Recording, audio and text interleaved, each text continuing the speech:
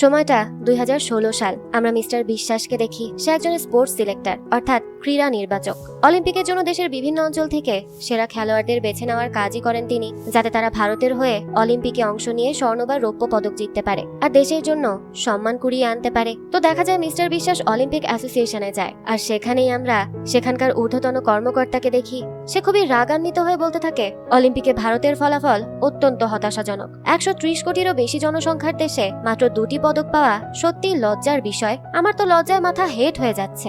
সে আরো বলতে থাকে, আমি তোমাদের বিশ্বমানের সুবিধা দেই, অর্থের ব্যবস্থা করি, সব রকম সহায়তা করার চেষ্টা করি, কিন্তু তারপরেও তোমরা কিছুই করতে পারো না। এর পরবর্তী মিটিং এর মধ্যে তোমরা যদি এর কোনো ব্যাখ্যা দিতে না পারো যে আমরা কেন এতটা পিছিয়ে আছি আর কিভাবে এখান থেকে উন্নতি করা যায়, তাহলে কিন্তু আমি পুরো অ্যাসোসিয়েশনটাই বন্ধ করে দিব, আর ফেডারেশন থেকে যে অর্থ আসে তা সরকারকে দিয়ে দিব, যাতে তারা প্রতিরক্ষা আর অবকাঠামো উন্নয়নে ব্যবহার করতে পারে। কেননা খেলাধুলায় আমরা অনেক পিছিয়ে আছি। খামোখা এখানে টাকা লাগিয়ে লাভ কি? বছরের পর বছর যাচ্ছে, কিছুই করতে পারছি না আমরা। তিনি আরো বলেন যে ঘরে উপস্থিত কেউই নিজে খেলাধুলা করে না, আবার নিজেদের সন্তানদেরও খেলাধুলায় উৎসাহ দেয় না। কারো ছেলে MBBS পড়ছে, আবার কারো ছেলে মেয়ে বিদেশে গিয়েছে পড়াশোনা করতে, আবার কারো সন্তান IIT-তে রয়েছে। কেউই চায় না তার সন্তান খেলোয়াড় হোক। এটা কেমন কথা? যারা এর সাথে যুক্ত আছে তাদের ছেলেমেয়েরাই যদি অন্যদিকে চলে যায়, তাহলে দেশের খেলাধুলার উন্নতি হবে কিভাবে? খেলাধুলার মাধ্যমেও যে দেশের উন্নয়ন করা সম্ভব, সেটা কি আপনারা বোঝেন না? আপনারাই খেলোয়াড় বাছেন, অথচ আপনাদের পরিবারের কেউই খেলার সাথে যুক্ত না। ব্যাপারটা কেমন না? এরকম হলে অলিম্পিকে পদক জিতবে কে? এভাবে সে আরো অনেক কথা বলে। তো এই কথাগুলোর পর মিস্টার বিশ্বাস ও তার সহকর্মীরা একটা চূড়ান্ত সতর্কবার্তা বা আলটিমেটাম পেয়ে যায়। তবে তারা কিছুই বলতে পারে না। যাক, এভাবেই মিটিংটা শেষ হয়। আর মিটিং শেষে ফেরার পথে মিস্টার বিশ্বাস ভাবতে থাকে যে কোথা থেকে এমন প্রতিভাবান খেলোয়াড় খুঁজে বের করা যায় যে দেশের জন্য মেডেল নিয়ে আসবে। তখনই সে দেখে গোদাবরী নদীর ওপরের একটা সেতু থেকে একজন মানুষ ঝাঁপ দিচ্ছে। এটা দেখেই সে মনে মনে ভাবে, এখানে না আছে নিরাপত্তা, না আছে সচেতনতা। এমন দেশে মানুষ কিভাবে পদক জিতবে? একটা স্কুটারে 4টা শিশু আর তাদের বাবা মা গাদাগাদি করে বসে আছে। তারা তো এটাও জানে না নিরাপত্তা কতটা গুরুত্বপূর্ণ, বা পরিবার পরিকল্পনা কি সেটাও তারা বোঝে না, বা বুঝতে চায় না আর কি। এমন দেশের ভবিষ্যৎই বা কি হতে পারে? এরপরই সে একটা বাস ভর্তি ছেলেদের দেখতে পায়, যারা খুব চিৎকার চেঁচামেচি করছিল, আনন্দ উল্লাস করছিল। মিস্টার বিশ্বাস তখন তার ড্রাইভারকে বলে, এই বাসটাকে অনুসরণ করো তো। ড্রাইভারও তার কথা মতো বাসটাকে অনুসরণ করতে থাকে। আর একটা সময় তার একটা মাঠে গিয়ে পৌঁছায়। সেখানে গিয়ে তিনি দেখেন রাজ্য পর্যায়ের খেলোয়াড় বাছাই চলছে। গ্রামের অনেক প্রতিভাবান ছেলে সেখানে অংশ নিচ্ছে। কেউ ক্রিকেটের জন্য, কেউ কুস্তির জন্য, কেউ আবার দৌড়ের জন্য প্রতিযোগিতা করছে। সবাই বেশ প্রতিভাবান, আর প্রত্যেককেই তাদের অনুপ্রেরণার কথা জিজ্ঞেস করা হলে কেউ সচিন টেন্ডুলকারের নাম বলছে, কেউ উসেন বোল্টের নাম বলছে। কিন্তু আশ্চর্যের বিষয় হলো অনেক ছেলে একটা ব্যক্তির নাম বলছে যার নাম পেড্ডি। সবার খেলার ধরন আলাদা হলেও তাদের সবার মুখে ছিল একই নাম, পেড্ডি। কুস্তি, দৌড়, ক্রিকেট সব ক্ষেত্রেই তারা পেড্ডিকে অনুপ্রেরণা হিসেবে উল্লেখ করছে। এ কথা শুনে মিস্টার বিশ্বাসও খুব অবাক হয়ে যায়। তিনি ভাবতে থাকেন, এই পেড্ডিটাকে, যার নাম সবাই জানে কিন্তু খেলার ধরন ভিন্ন হলেও অনুপ্রেরণা হিসেবে সবাই তার নাম বলছে, ব্যাপারটা কি? এরপর আমরা দেখি মিস্টার বিশ্বাস পেড্ডির সম্পর্কে খোঁজ খবর নিতে শুরু করে। তখনই একজন লোক তার কাছে আসে আর পেড্ডির সম্পর্কে বলতে শুরু করে। সে জানায়, পেড্ডি আমাদের এই গ্রামেই থাকে। আপনি চাইলে আমি আপনার সঙ্গে তার দেখা করিয়ে দিতে পারি। তবে আপনি যে পাথরের উপর বসে আছেন, এটাকেও সবাই পেড্ডি পাথর বলেই ডাকে। এ কথা শুনে এবার মিস্টার বিশ্বাস হেসেই ফেলে আর বলতে থাকে, এমনও কি হতে পারে? তখন লোকটা ব্যাখ্যা করে যে আসলে একসময় পেড্ডি এত জোরে বল মেরেছিল যে সেই বলে সেই পাথরের কাছে পড়েছিল।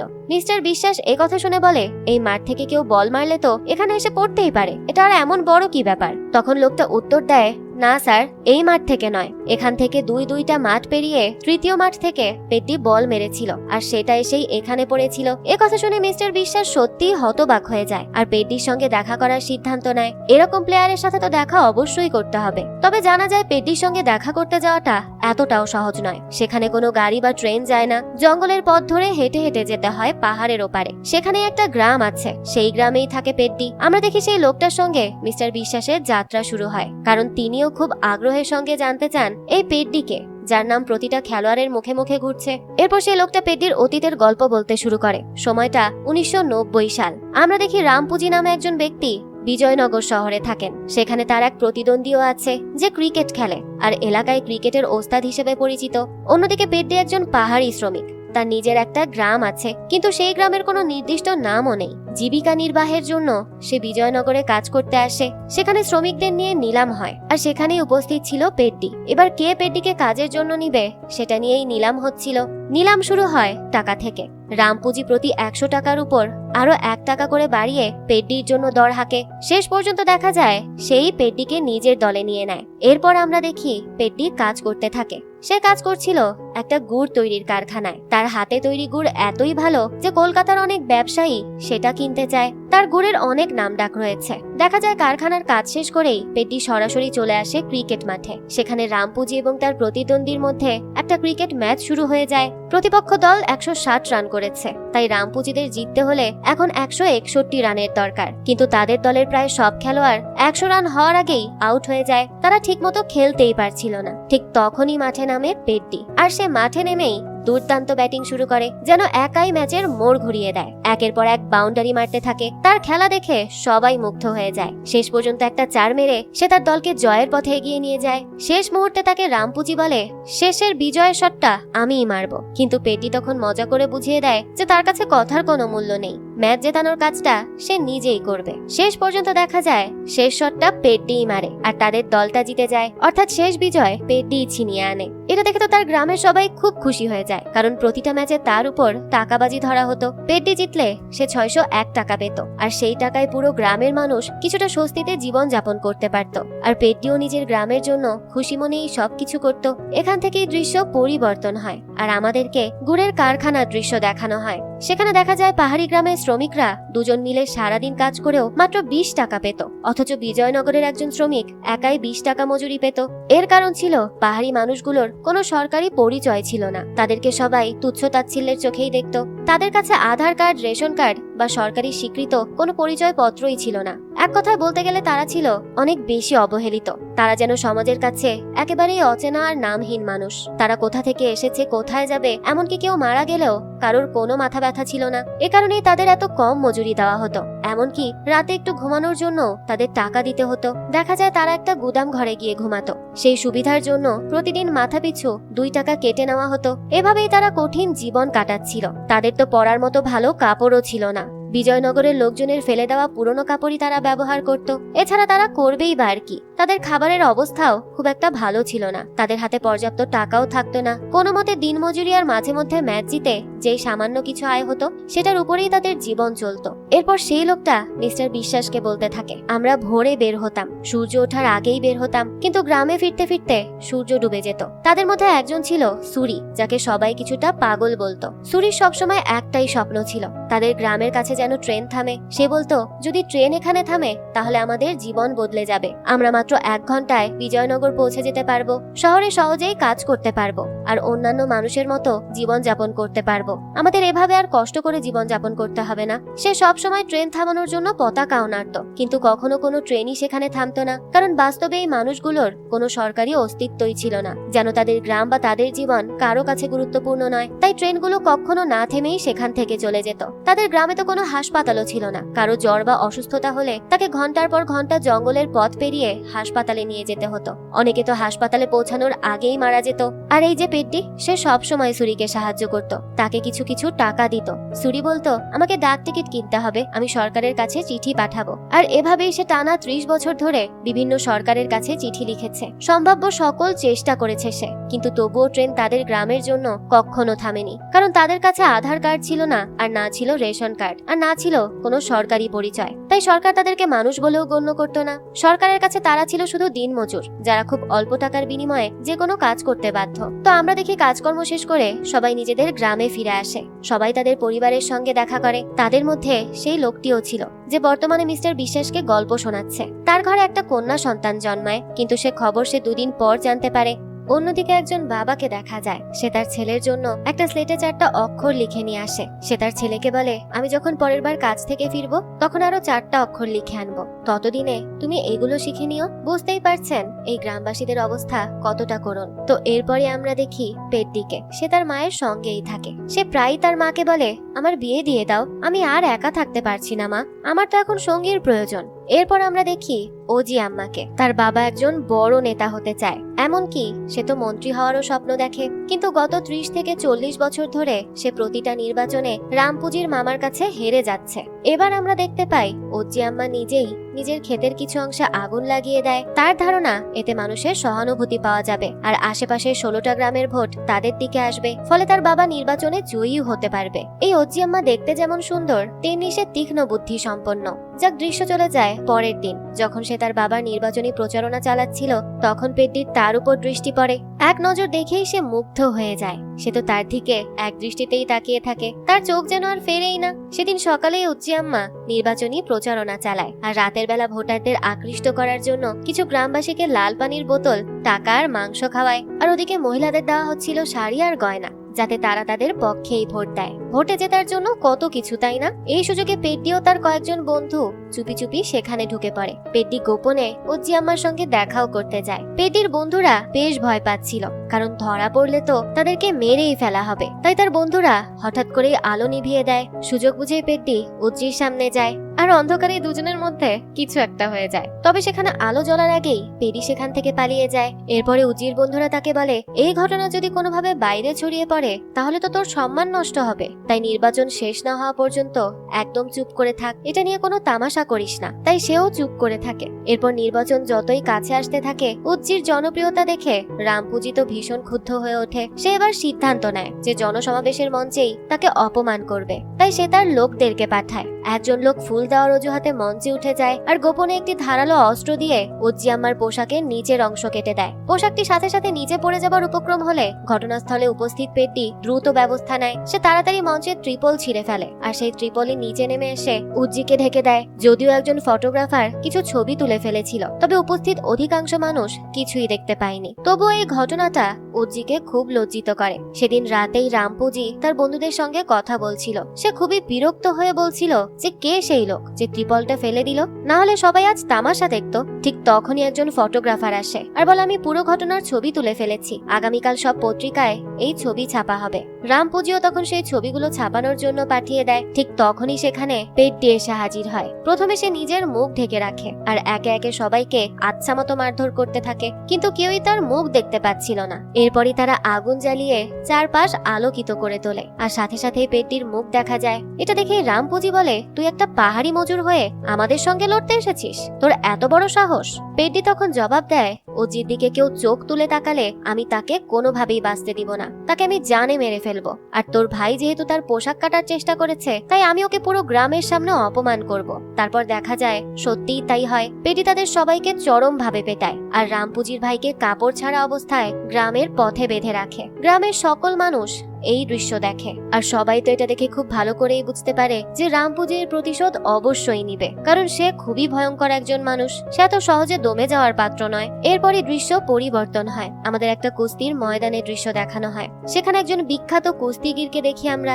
সে উপাধি পেয়েছে হিমকেশরী নামে। সে অত্যন্ত দক্ষ আর সম্মানিত একজন কুস্তিগির। আমরা আরো দেখি গৌর নাইডুজির সবচেয়ে প্রতিভাবান শিষ্য ভদ্রা। কিন্তু ভদ্রা নিয়ম কানুন কিছুই মানে না। সে সব সময় আক্রমণাত্মক ভাবে লড়ে আর নানান কৌশল ও প্রতারণার মাধ্যমে প্রতিপক্ষকে হারিয়ে দেয়। এতে সে দর্শকদের করতালি আর পুরস্কার পেলেও গৌর নাইডুজি এতে মোটেও সন্তুষ্ট ছিল না। সে বলতে থাকে, খেলায় জয় পরাজয় থাকবেই, কিন্তু খেলাটার মর্যাদা ও চেতনা সবসময় বেঁচে থাকা উচিত।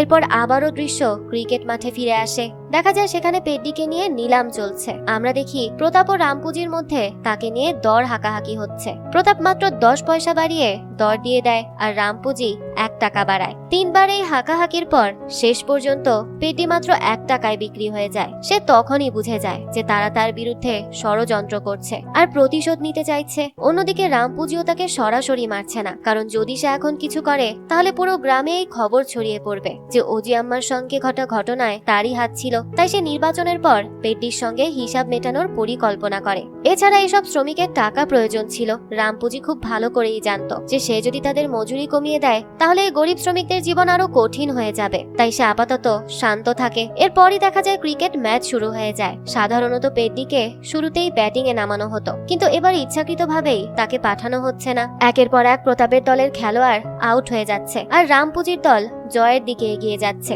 অবশেষে পেড্ডি খুব রেগে যায় আর নিজেই মাঠে নেমে ব্যাট করতে যায়, কিন্তু সেখানে গিয়ে সে দেখে তাকে আউট করানোর জন্য তার নিজের দলের খেলোয়াড়রাই ইচ্ছাকৃতভাবে রান আউট করার চেষ্টা করছে তাকে। তবুও পেড্ডি নিজেকে কোনোভাবে বাঁচিয়ে খেলে যেতে থাকে আর একটা দুর্দান্ত পারফরমেন্স দেয়। মাঠ জুড়ে দর্শকেরা তো পেড্ডি পেড্ডি বলে চিৎকার করতে থাকে। সেই আওয়াজ গৌর আন্নার কুস্তির আখড়া পর্যন্ত পৌঁছে যায়। তখন সেও পেড্ডির খেলা দেখতে মাঠে চলে আসে। এদিকে পেড্ডি বুঝে যায় যে প্রতাপ ও রামপুঞ্জি একজোট হয়ে তার বিরুদ্ধে পরিকল্পনা করেছে। ম্যাচের মাঝখানে রামপুঞ্জি তার কাছে আসে আর বলে, তোদের মতো পাহাড়ি মজুরদের আসল জায়গা দেখানোর জন্যই এসব করেছি আমি। আজ তুই মাত্র 1 টাকায় বিক্রি হয়েছিস। প্রতাপ আর আমি আগে থেকেই সব ঠিক করে রেখেছিলাম, কারণ আমরা উচ্চ বর্ণের মানুষ, প্রভাবশালী মানুষ। এই গ্রাম আমাদের, পরিচয় আমাদের, ক্ষমতাও আমাদের। আমরা বিজয়নগরের মানুষ, আমরা তো সব ভুলে যাব। কিন্তু আজ তুই আমার সঙ্গে যা করেছিস, কাল একই কাজ প্রতাপের সঙ্গেও করতে পারিস। তাই আজ থেকেই ভেবে রাখ তোর পরিণতি কি হবে। তখন পেড্ডি বুঝতে পারে তার লড়াই শুধু 11 জন খেলোয়াড়ের বিরুদ্ধে নয়, বরং 22 জনের বিরুদ্ধেই। সবাই তার বিরুদ্ধে একজোট হয়ে গেছে। তবুও সে প্রাণপণ চেষ্টা করে খেলতে থাকে, কিন্তু শেষ পর্যন্ত আমরা দেখি প্রতারণার মাধ্যমে পেড্ডিকে হারিয়ে দেওয়া হয়। এটা ছিল ম্যাচের শেষ বল। রামপুজি যখন বল করছিল তখনই উইকেটের পেছনে থাকা খেলোয়াড় নিজের জায়গা ছেড়ে সরে যায়, আর রামপুজিও তখন সুযোগ নিয়ে বল দিয়ে উইকেটে স্পর্শ করে দেয়। এভাবেই ম্যাচ শেষ হয়ে যায় আর পেড্ডির দল হেরে যায়। ফলে পেড্ডির উপার্জন হয় মাত্র 1 টাকা। যারা তার উপর ভরসা করে টাকা লাগিয়েছিল তাদের সব টাকাই ডুবে যায়। তবুও পেড্ডির গ্রামের মানুষ এবং খেলা দেখতে আসা দর্শকেরা তার খেলা দেখে মুগ্ধ হয়। সে যতক্ষণ খেলেছে সবাই হাততালি দিয়েছে আর পেড্ডি পেড্ডি বলে চিৎকার করেছে। এটাই তো তার সবচেয়ে বড় পাওয়া। আর এই পুরো দৃশ্য গৌর আন্নাও দেখছিল। অন্যদিকে পেড্ডি নিজের উপরই রাগ করতে থাকে। তার মনে হয় সমাজে তার কোনো মূল্য নেই, সবাই তাকে নিয়ে হাসাহাসি করে। ঠিক তখনই গৌর আন্না তার কাছে আসে আর বলে, তুই কুস্তি খেলবি? পেড্ডি জিজ্ঞেস করে, এতে কি দিনমজুরির টাকা পাওয়া যাবে? গৌরান্না বলে, এটা টাকার কথা না, খেলার কথা। দেখ, আজ তুই হেরে গেছিস, তবুও সবাই তোর নাম জপছে। তুই এখনো বুঝতে পারছিস না তোর ভেতরে কি আছে, পাহাড়ি মজুর কোথাকার। এই কথা বলেই সে সেখান থেকে চলে যায়। অন্যদিকে আমরা দেখি সুরি একজন বিধায়কের কাছে যায় আর তাদের গ্রামের সমস্যার কথা জানায়। বিধায়ক তখনই নির্বাচনে জিতে এসেছে। তাই সুরি তাকে বলে, আমাদের গ্রামে 1800 মানুষ বাস করে। 32 বছর ধরে আমরা একই সমস্যার মধ্যে আছি। প্রথমে বিধায়কের মনে হয়েছিল হয়তো এরা তার ভোট ব্যাংকের অংশ, তাই সে কাগজপত্র হাতে নেয়। কিন্তু তার সহকারী অর্থাৎ পিএ তাকে জানায়, স্যার, সরকার এই গ্রামকে স্বীকৃতিই দেয়নি। এরা কারা, কোথা থেকে এসেছে কেউ জানে না। বহু বছর ধরে এখানে থাকলেও এদের কোনো পরিচয়পত্র নেই, এমনকি এরা ভোটও দিতে পারে না। এ কথা শুনে বিধায়ক খুবই রেগে যায়। সে সাথে সাথে কাগজ ছিঁড়ে ফেলে আর বলে, তোমার সাহস হলো কি করে একজন বিধায়কের কাছে আসার? যারা আমাকে ভোট দিয়ে জিতিয়েছে তাদের কথা আগে শুনবো, তোমরা আবার কোথা থেকে এলে? সুরি তখন অনেক অনুরোধ করে, এমনকি তার পায়েও পড়ে যায়, কিন্তু তাতেও কোনো লাভ হয় না। বিধায়ক আরো ক্ষিপ্ত হয়ে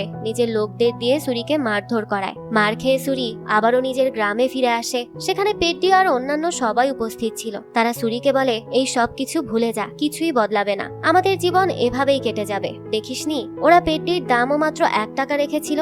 এরপরই আবার একটা ট্রেন আসে। সুরি আবারও সেই লাল পতাকা নেড়ে ট্রেন থামানোর চেষ্টা করে। তখন ট্রেনের একজন কর্মচারী গার্ডকে বলে, স্যার, এবার ট্রেন থামাতেই হবে। লোকটা আর লাইনের পাশে নেই, সে এবার সরাসরি ট্র্যাকের উপর দাঁড়িয়ে আছে। যে কোনো সময় দুর্ঘটনা ঘটে যাবে। কিন্তু তখন ট্রেন এতটাই কাছে চলে এসেছিল যে সহজে ব্রেক কষা সম্ভব ছিল না। পেড্ডি তখন প্রাণপণে চেষ্টা করে তাকে বাঁচানোর জন্য। সে সুরিকে টেনে সরানোর চেষ্টা করে, কিন্তু ততক্ষণে ট্রেন তার শরীরের অর্ধেক অংশে আঘাত করে ফেলেছিল। সুরির বেঁচে থাকার সম্ভাবনা ছিল খুবই কম। যদি ট্রেনটা থামতো তাহলে হয়তো তাকে দ্রুত শহরে নিয়ে গিয়ে চিকিৎসা করানো যেত। কিন্তু এখন জঙ্গলের ভেতর দিয়ে হাসপাতালে নিতে গেলে পথেই তার মৃত্যু হওয়ার আশঙ্কা ছিল। শেষ মুহূর্তে সুরি পেড্ডিকে বলে, তুই জানিস আমি কেন এত বছর ধরে এই ট্রেন থামানোর জন্য লড়াই করেছি? শুধু এই কারণে নয় যে আমরা 1 ঘন্টার মধ্যে অন্য শহরে পৌঁছে যেতে পারবো। আমি চেয়েছিলাম আমাদের আর অন্য গ্রামের মানুষের মধ্যে কোনো পার্থক্য না থাকুক। আমাদের সন্তান আর তাদের সন্তান যেন সমান সুযোগ পায়। আমরা যেন কাজ পাই, আমাদের জীবন যেন উন্নত হয়, আর আমরা যেন একটা পরিচয় পাই। আমাদেরও যেন একটা স্টেশনের নাম থাকে, আর আমাদের গ্রামের নামেই যেন মানুষ আমাদের চিনতে পারে। মৃত্যুর আগে সুরি আরো বলে, মরে যাওয়া খুব সহজ, কিন্তু এক নামহীন পাহাড়ি শ্রমিক হয়ে বেঁচে থাকা সবচেয়ে কঠিন। এগুলোই ছিল সুরির শেষ কথা। এরপর সে সবাইকে ছেড়ে চলে যায়। সুরির মৃত্যুতে পেড্ডি এবং গ্রামের অন্য সবাই প্রচন্ড ক্ষিপ্ত হয়ে ওঠে। তারা রেল লাইন উপড়ে ফেলে আর সেখানে কেরোসিন ঢেলে আগুন লাগিয়ে দেয়। যখন সরকারের কাছে এই ঘটনার খবর পৌঁছে যায় তখন পুলিশ এসে গ্রামের যাদেরকে সন্দেহ করে তাদের সবাইকে ধরে নিয়ে যায়। যারা এই কাজে জড়িত ছিল তাদের নির্মমভাবে মারধর করা হয়, এতটাই নির্যাতন করা হয় যে তাদের শরীর থেকে রক্ত ঝরতে থাকে। এরপর পুলিশ সুরির মরদেহকে বেওয়ারিশ ঘোষণা করে দেয়, কারণ তার তো কোনো পরিচয়পত্র বা সরকারি নথি ছিল না। তখন গ্রামের একজন লোক বলে, স্যার, সে আমাদের গ্রামের মানুষ। পুলিশ কর্মকর্তা জবাব দেয়, তোমার সঙ্গে তার সম্পর্ক কি? সে কি তোমার ভাই, আত্মীয়? কোনো কাগজপত্র আছে? যদি কোনো নথি না থাকে তাহলে কিভাবে প্রমাণ করবে সে তোমাদের লোক? সে আরো বলে যে কোথায় স্টেশন হবে আর কোথায় হবে না সেটা কেন্দ্রীয় সরকার ঠিক করে, তোমরা নিজেদের কি মনে করো? এই বলে এসে তাদেরকে খুব মারতে থাকে। পেড্ডি তখন বলে, স্যার, 32 বছর ধরে শুধু কাগজপত্র নিয়ে দৌড়েছে এই লোকটা, কিন্তু কেউ তার কথা শোনেনি। ঠিক আছে, আমরা সব ভুলে যাব, কিন্তু অন্তত তার মরদেহটা আমাদের দিন, আমরা তাকে আমাদের গ্রামে নিয়ে গিয়ে শেষকৃত্য করব। কিন্তু পুলিশ কর্মকর্তা তাতেও রাজি হয় না। সে বলে, এই লাশ বেওয়ারিশ, আমি এটা তোমাদের নিয়ে যেতে দিতে পারি না। তবুও পেড্ডি মরদেহটি নিজের গ্রামে নিয়ে যাওয়ার অনেক চেষ্টা করে, কিন্তু পুলিশ তাকে নির্মমভাবে পেটায়। শেষ পর্যন্ত পুলিশ গ্রামের মানুষদেরও নির্যাতন করতে থাকে আর হুমকি দেয়, এই লাশ নিয়ে যদি আর কোনো ঝামেলা করো তাহলে এদেরও লাশ পড়ে থাকবে। অবশেষে পেড্ডিকে হার মানতে হয়। সে বুঝে যায় যে সমাজে তার বা তার গ্রামের মানুষের কোনো পরিচয় নেই, কোনো অস্তিত্ব নেই। তখনই সে সিদ্ধান্ত নেয় এই পরিচয় তাকে অর্জন করতেই হবে। আর এই লক্ষ্য নিয়েই সে সরাসরি পৌঁছে যায় সেই গৌরান্নার কুস্তির আখড়ায়। সেখানে গিয়ে সে গৌরান্নাকে বলে, আমি কুস্তি শিখতে চাই। সে জবাব দেয়, এখানে কিন্তু কোনো মজুরি পাওয়া যাবে না। পেড্ডি তখন দৃঢ় কণ্ঠে বলে, আমার মজুরির দরকার নেই, আমার দরকার একটা নাম, একটা পরিচয়। শুধু নিজের জন্য নয়, আমার পুরো গ্রামের মানুষের জন্য আমি সেই পরিচয় অর্জন করতে চাই। দেখা যায় ভদ্র এবং আখড়ার অন্য কুস্তিগিররা পেড্ডির উপর খুবই ক্ষুব্ধ ছিল, কারণ সে না তাদের গ্রামের মানুষ, না তার কোনো পরিচয় বা সামাজিক মর্যাদা ছিল। তারপরেও গৌরান্না তার মধ্যে কি দেখেছিল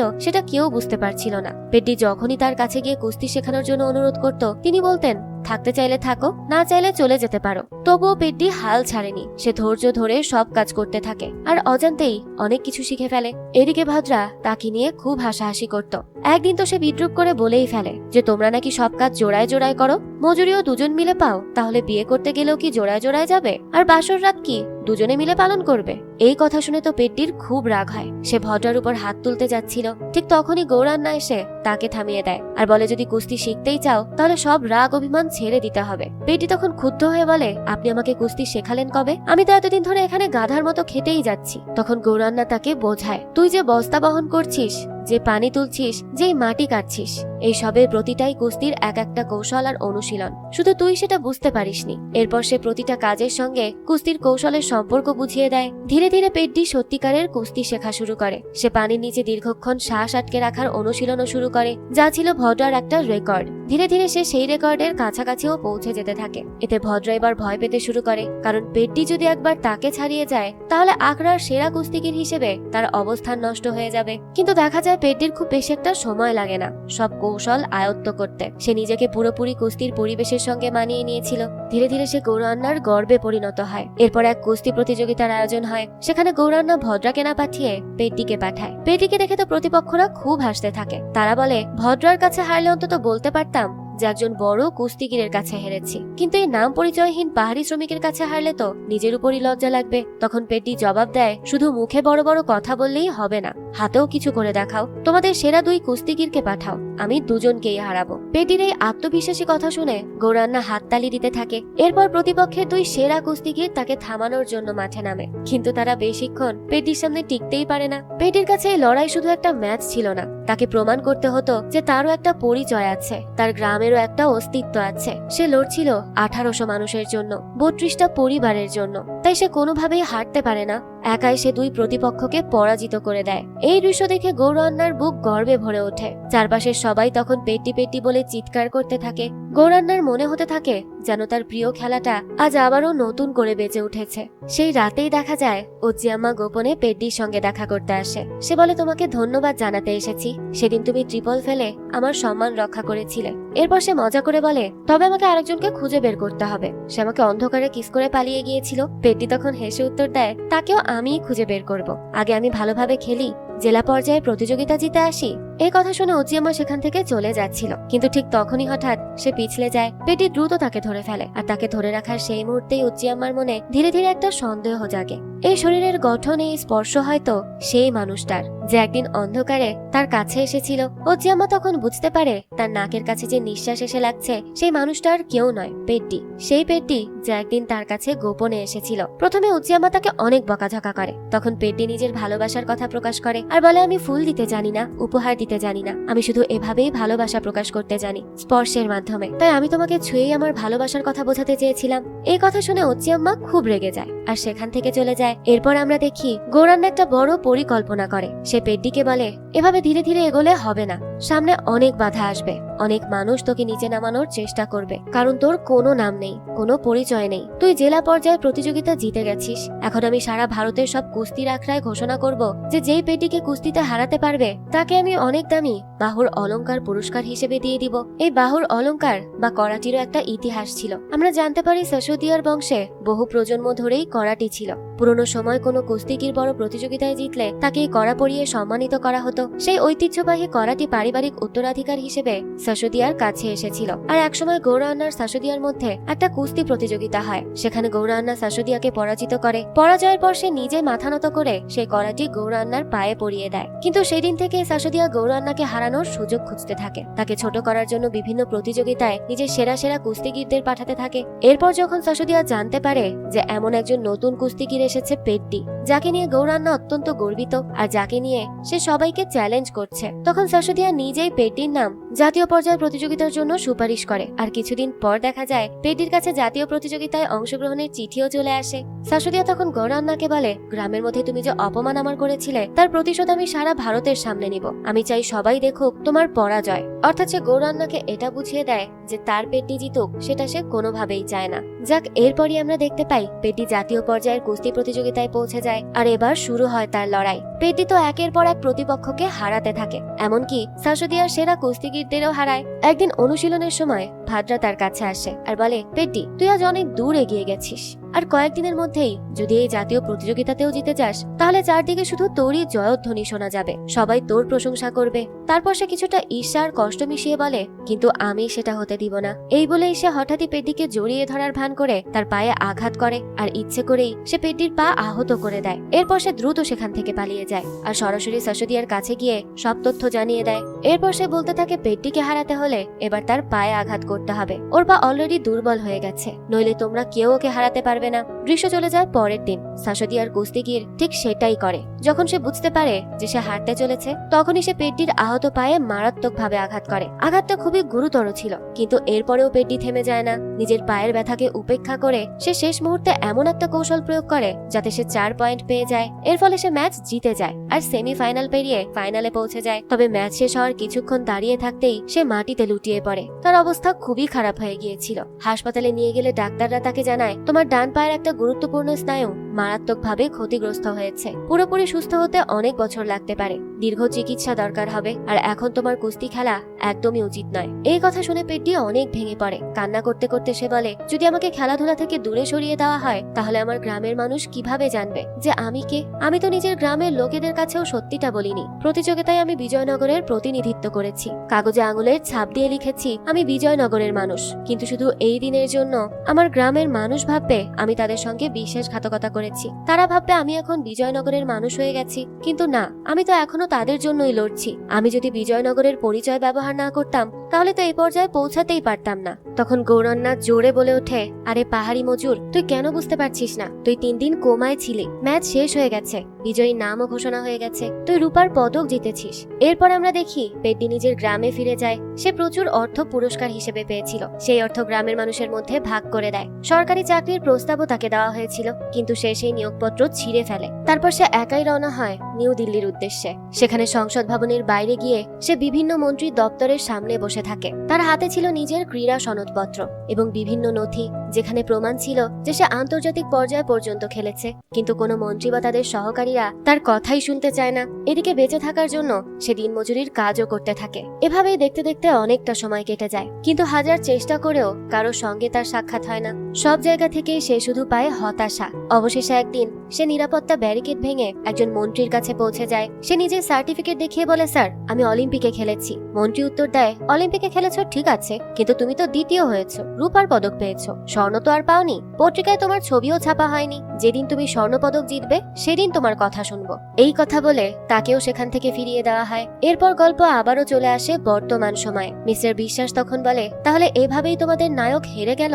এমন একজন পরাজিত মানুষের সঙ্গে দেখা করারও আমার কোনো ইচ্ছে নেই। তখন সেই লোকটা হেসে বলে, স্যার, গল্প অত তাড়াতাড়ি শেষ হয়নি। আমরা দেখি তারা পাহাড়ের উপরে পৌঁছে গেছে। সেখানে একটা ছোট্ট চায়ের দোকান ছিল।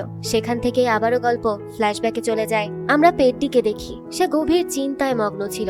সে ভাবতে থাকে এখন তার কি করা উচিত, কারণ তার ডান পা আর আগের মতো কাজ করছে না, আর এখনো সেখানে অনেক ব্যথা, আর এতটাই ব্যথা যে সে ঠিকমতো হাঁটতেও পারে না। তাই সে বুঝতে পারে এবার তাকে নতুন করে কিছু একটা করতেই হবে, না হলে তারা আবারও সেই আগের অবস্থাতে ফিরে যাবে। পেড্ডি এবার একটা কঠিন সিদ্ধান্ত নেয়। সে চলন্ত ট্রেনের বাইরে তার ডান পা বের করে দেয়, আর কিছুক্ষণ পরই পাটা একটা বৈদ্যুতিক খুঁটির সঙ্গে ধাক্কা লাগে, আর সাথে সাথে বিচ্ছিন্ন হয়ে যায়। ভয়ঙ্কর যন্ত্রণায় পেড্ডি ছটফট করতে থাকে। তাকে তখন দ্রুত হাসপাতালে ভর্তি করা হয়। তবে এই সিদ্ধান্তের পেছনেও একটা বড় কারণ ছিল। পেড্ডি যখন বিভিন্ন মন্ত্রী আর সরকারি দপ্তরের দরজায় দরজায় ঘুরে নিজের গ্রামের মানুষের জন্য আবেদন করছিল, তখন সে একটা ক্রীড়া একাডেমি দেখতে পায়। সেখানে সে এমন এমন খেলোয়াড়দের দেখে যারা শারীরিক প্রতিবন্ধকতা নিয়েও খেলাধুলা করছে। হ্যাঁ, সেটা ছিল প্যারা অলিম্পিক গেমসের জন্য প্রশিক্ষণ কেন্দ্র। পেড্ডি দেখেছিল অনেকেই হাত ছাড়াই তীরন্দাজির অনুশীলন করছে, কেউ আবার হুইল চেয়ারে বসে বিভিন্ন খেলা খেলছে, আবার কেউ কৃত্রিম পা লাগিয়ে দৌড়াচ্ছে। সমাজ তাদেরও একই সম্মান দিচ্ছে আর স্বীকৃতি দিচ্ছে। সেই দৃশ্য দেখে পেড্ডির মনে একটা পরিকল্পনা আসে। সে ভাবে যদি সে নিজের পা হারায় তাহলে তো সেও প্যারা অলিম্পিকে অংশ নেওয়ার সুযোগ পাবে, আর সেখান থেকেই হয়তো সে তার গ্রামের মানুষের কথা পুরো দেশের সামনে তুলে ধরতে পারবে। তাই সে নিজের ডান পা হারানোর সেই ভয়ঙ্কর সিদ্ধান্তটা নিয়ে নেয়। একটা মানুষ কতটা অন্য মানুষের জন্য ভাবলে এমনটা করতে পারে। যাক, এরপর গল্প আবারও ফিরে আসে বর্তমানে। দেখা যায় যেখানে সুরি একসময় ট্রেন থামানোর জন্য লাল পতাকা নাড়ত, এখন সেখানে একটা রেল স্টেশন তৈরি হয়েছে। কৃত্রিম পা নিয়ে দৌড়ে পেড্ডি প্যারা অলিম্পিকে জয়লাভ করেছে। জয়ের পর পদক নেওয়ার বদলে পেড্ডি একটা মাইক্রোফোন চায়, আর মাইক্রোফোন হাতে নিয়ে এসে বলে, স্যার, আমি ভারতীয় নই। এই কথা শুনে সবাই অবাক হয়ে যায়। স্পোর্টস একাডেমির কর্মকর্তারা বলে, তুমি তো ভারতীয়ই, তাহলে এই কথা বলছো কেন? ফেডারেশনের লোকজন বলে, তুমি তো অন্ধ্রপ্রদেশের বিজয়নগরের বাসিন্দা। তখন পেড্ডি উত্তর দেয়, খেলার সুযোগ পাওয়ার জন্য আমাকে বিজয়নগরের পরিচয় ব্যবহার করতে হয়েছে, কিন্তু আসলে আমি পাহাড়ি গ্রামের মানুষ। আপনারা কি জানেন আমাদের মতো এমন কত গ্রাম সারা ভারতে আছে? প্রায় 1800টা গ্রাম রয়েছে যাদের কোনো আধার কার্ড নেই, রেশন কার্ড নেই, কোনো সরকারি পরিচয় পত্রও নেই। আমরা বাঁচি না মরি, সরকারের তাতে কোনো মাথা ব্যথা নেই। আমরা যেন বেওয়ারিশ মানুষ।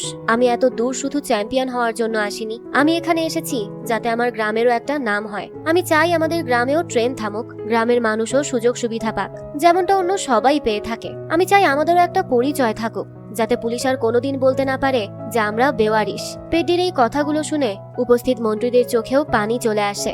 অবশেষে পেড্ডি ট্রেনে করে নিজের গ্রামে ফিরে আসে। সেখানে তার মা এবং পুরো গ্রামের মানুষ তাকে স্বাগত জানায়। সবার চোখে তখন আনন্দ আর আবেগের অশ্রু। উজ্জিয়াম্মাও সেখানে উপস্থিত ছিল। তার সমস্ত রাগ ইতিমধ্যেই ভালোবাসায় পরিণত হয়েছিল। পেড্ডির প্রতি তার সম্মানও অনেক বেড়ে যায়। অন্যদিকে বিজয়নগরের মানুষ রামপুজি, প্রতাপ এবং ভদ্রাও নিজেদের ভুল স্বীকার করে। তারা পেড্ডিকে আন্তরিকভাবে গ্রহণও করে নেয়। গৌরান্নাও তার সাফল্যে ভীষণ গর্ব অনুভব করে। এরপরই দেখা যায় স্টেশন মাস্টার এসে পেড্ডিকে বলে, আজ থেকে এই স্টেশনেই ট্রেন থামবে, আর এই স্টেশনের নাম হবে পেড্ডি স্টেশন। কিন্তু পেড্ডি সঙ্গে সঙ্গে বলে, না, এই স্টেশনের নাম আমার নামে নয়, এর নাম হওয়া উচিত সুরির নামে, কারণ এই স্বপ্নের জন্য 32 বছর ধরে সে লড়াই করেছে।